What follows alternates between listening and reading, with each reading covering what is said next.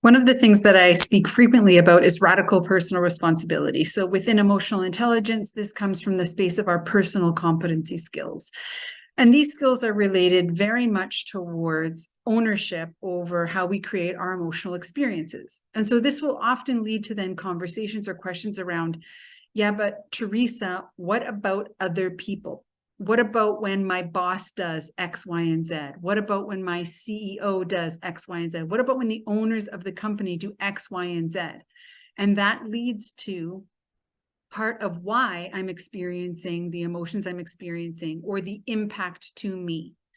Yes, that is a part of the equation. However, we have to remember it's only part of the equation. So when we are experiencing negativity about our workplace, in our workplace, that is related to someone else's behaviors, there will be an element that is outside of our control. Their behaviors are outside of our control. Their requests, their demands are outside of our control. What's within our control is how we choose to respond to those things.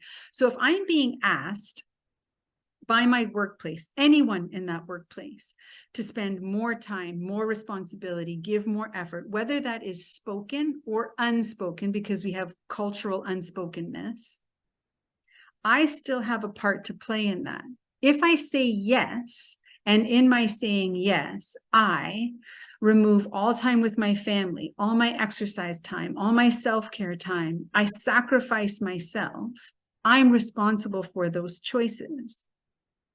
When we talk a lot about things related to burnout or overwhelm or anxiety, we're talking about this element of our personal responsibility is while the organization or someone had asked me to do these types of things, I willingly gave up all of the things that helped me to be resilient, to manage my stress, and to be balanced, and to return to states of wellness.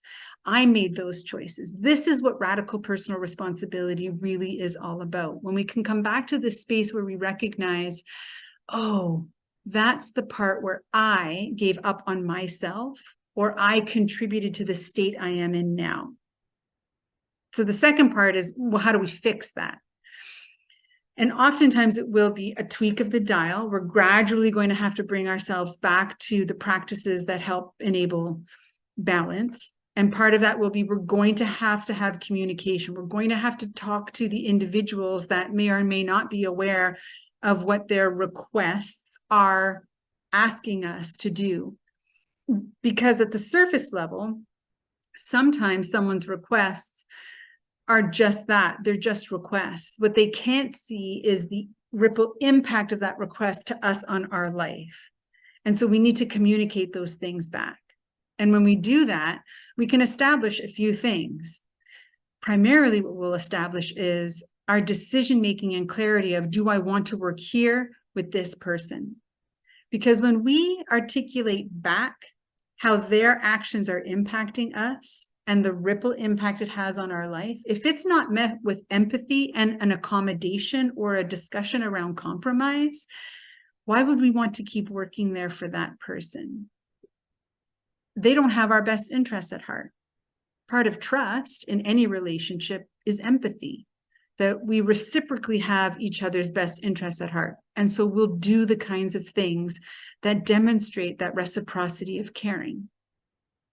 At the end of the day, when we think about a holistic experience at work, when we think about being outside of well-being or balance, one part is about what is the other person doing and how do I need to articulate back to them the impact of that? And the other part is the radical personal responsibility of how am I contributing to my own lack of wellness.